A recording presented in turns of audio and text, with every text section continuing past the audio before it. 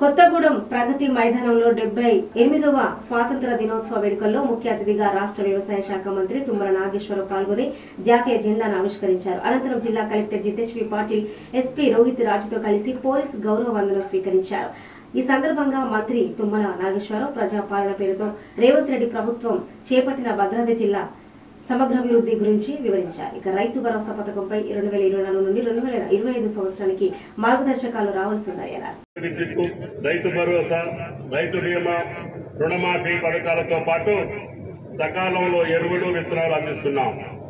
పంటల నమోదు, పత్తి సాగుతో పాటు ఆయిల్ ఫామ్ సాగు రైతులను మరింతగా ప్రోత్సహిస్తున్నాం.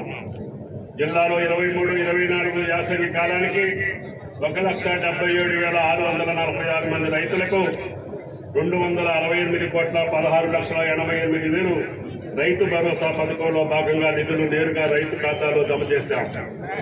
24-25 వానాకాలం రైతు భరోసా పథకంపై ఇంకా మార్గదర్శకాలు రావాల్సి ఉంది.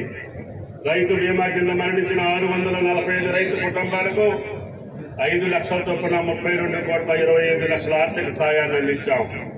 పంట రుణమాఫీ పథకంలో భాగంగా